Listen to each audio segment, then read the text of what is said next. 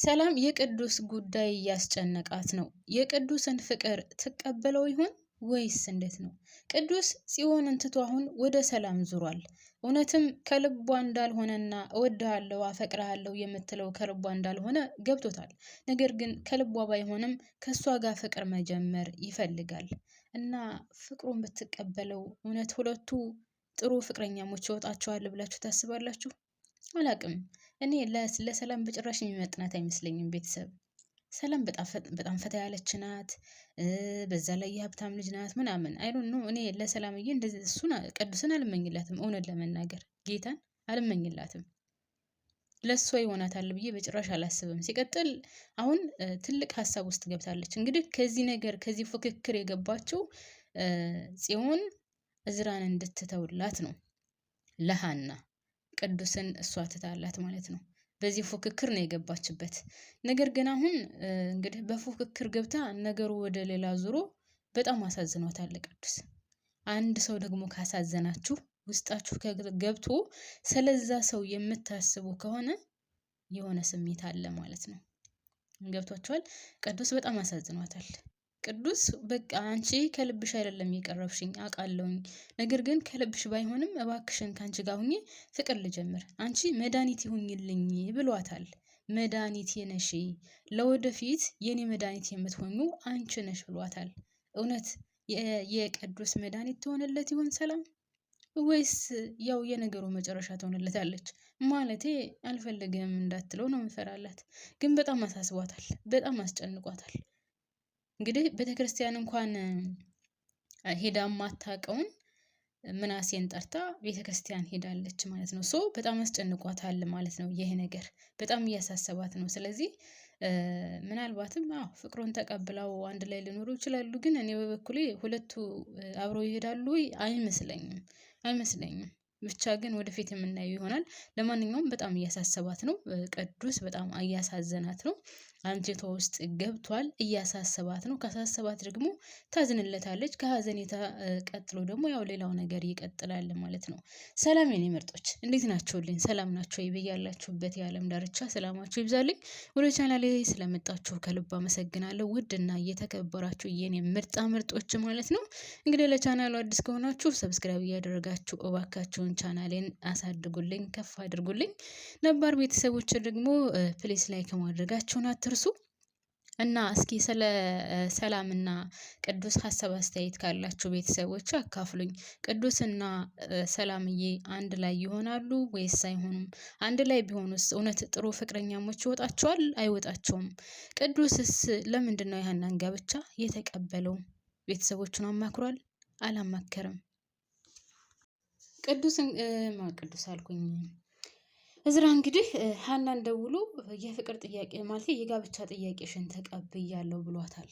እና ቤተሰቦቹን መጀመሪያ መች ተዋወቁና?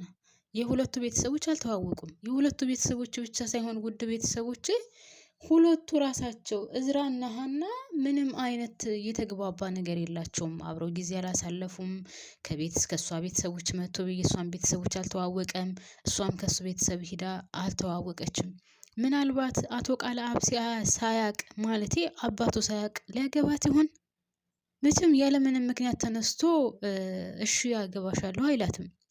በዛ ላይ ደግሞ ጽዮን እየጨቀጨቀችው ነው። ጽዮን ሀና በጭራሽ ለተናገረችው ነገር ወደኋላ የምትል ልጅ አይደለችም። መቀለድ የምታውቅ ልጅ አይደለችም። ስለዚህ እየዋሸች አይደለም ብለዋለች። ተዋት ያለበለዛ አግባት ብለዋለች።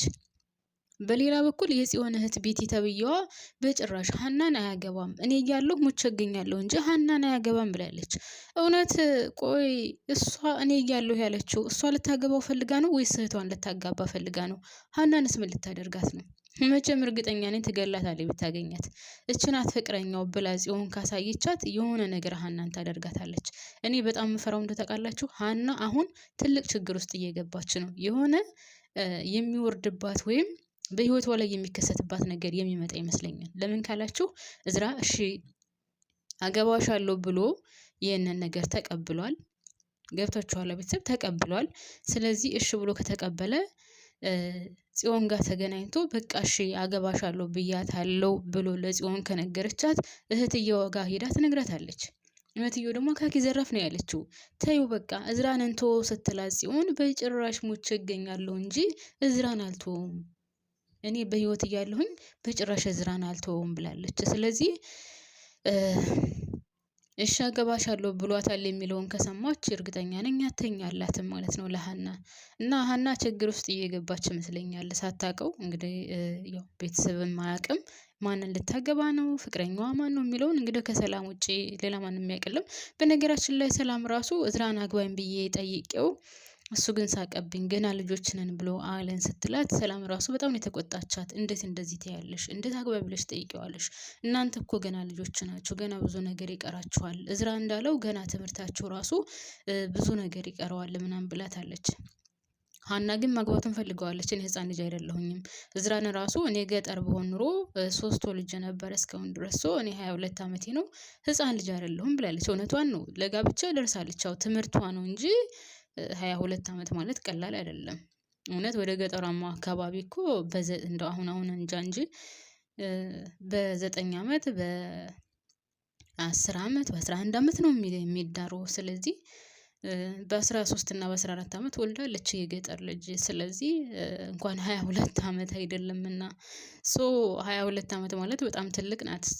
ስለዚህ የማግባት ወይም የፍቅረኛ የመያዝም ሆነ የማግባት የመውለድ ጊዜዋ ነው ማለት ነው። እዝራ ያው ወንድ ልጅ ስለሆነ ወንዶች እየታወቁ ናቸው። ወደ ትዳር ለመግባት በጣም ብዙ ጭንቀት ይበዛባቸዋል። በጣም ብዙ ሀሳብ ያበዛሉ። ያው ትዳር ሲገባ ልጅ ይወለዳል፣ ኃላፊነት አለ ምናምን። ይህን ሁሉ ስለሚያስቡ ወንዶች ትዳር ከመግባታቸው በፊት በጣም ብዙ ጊዜ ያስቡበታል። በጣም ብዙ ጊዜ ወደኋላ ያፈገፍጋሉ ላለማግባት። ብዙ ምክንያት ብዙ ነገሮችን ይደረድራሉ አብሮ ላለመሆን ወይም ትዳር ከሚባለው እንትን ውስጥ ላለመግባት ማለት ነው። ለማንኛውም እንግዲህ እዝራ ተቀብሏታል። ይጋባሉ አይጋቡም የሚለው ሌላ ጉዳይ ነው።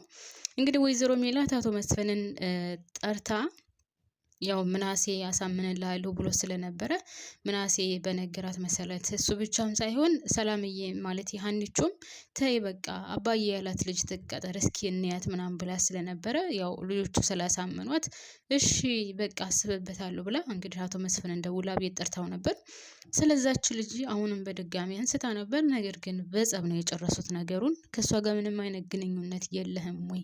እኔ ግን አቶ መስፍን ራሱ ቤተሰብ ጭንቅላቱ ትንሽ አያስብም? እንደምን ሆኖ ነው ስለዛች ልጅ ምንም ነገር ሳያጠና በዛ ላይ ከሚስቱ ጋር የመጣላት ትልቁ መንስኤ እሷ እንደሆነች እያወቀ እንዴት ብሎ ነው ከዛ ድርጅት ልቅጠራት የሚለው? ያ ያሳየችው ሁሉ ፌክ ነው። ፌክ ኦሪጂናል አይደለም።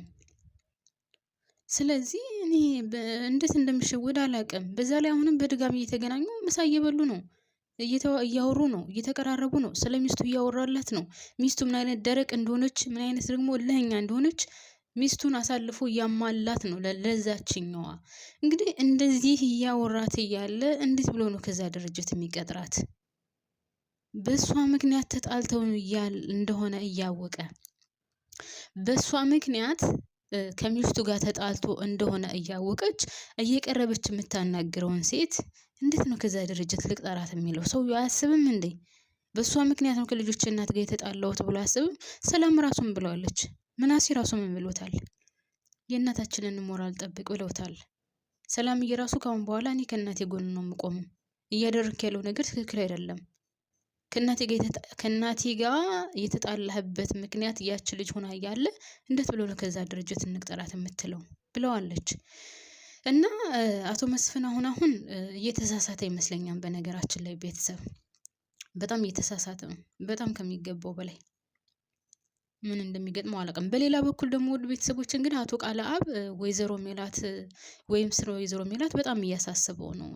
ወይዘሮ ሜላት ሳታጠፋኝ ማጥፋት አለብኝ፣ አሁን እያደረኩ ያለውን ነገር ካወቀችብኝና ከደረሰችበት ትገለኛለች፣ ታጠፋኛለች፣ እኔንም ድርጅቴንም ታጠፋዋለች እያለ እያሰበ ነው። ስለዚህ እንግዲህ ሳልቀደም ልቅደም እንደ ወይዘሮ ባዩሽ ምናልባት ወይም እሷንም ሊገላት ይችላል፣ አይታወቅም። እሱ እንደሆነ የሰው ነብስ ማጥፋት ምንም መስሎ አይታየውም፣ ወይም ደግሞ ምንም የሚመስለው ሰው አይደለም። ስለዚህ ምናልባት እሷንም ሊገላት ይችላል፣ አይታወቅም።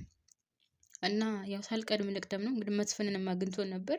ስለ ድርጅቱ ማወቅ ፈልጎ ነበር። ያው መስፍን ምንም ነገር አላለውም፣ ምንም አላስረዳውም፣ ምንም አልመለሰለትም። ብቻ ነገሮቹ የሆኑ ውስብስብ ብለዋል እና ድራማው ራሱ በጣም አስጠልቷል። በነገራችን ላይ ቤተሰብ ማለቂያ አጣ፣ ተንዛዛ አይደል ቤተሰብ? በጣም ተንዛዛ፣ እውነት አስጠልቷል በጣም። አዲስ ነገር አታዩበትም። አንድ አይነት ነው በቃ አንድ አይነት ያንኑ ዙሪያ እያሉ ያንኑ ነው የሚያሳዩን እና ምንም አዲስ ነገር አላየንበትም። ለማንኛውም ውድና የተከበራችሁ የኔ ምርጥ ምርጦች እናንተ ሀሳብ አስተያየት ካላችሁ እስኪ ሀሳብ አስተያየታችሁን አካፍሉኝ። ምን ትላላችሁ? ሀናና ማለት የሰላምዬና ቅዱስ ፍቅረኛሞች ቢሆኑ እውነት ጥሩ ፍቅረኛሞች ይወጣቸዋል? ቅዱስ እዝራና ሀኒቾስ ይጋቡ ይሆን? ለማንኛውም ወደፊት የምናየው ይሆናል። አመሰግናለሁ አብራችሁን ስለቆያችሁ።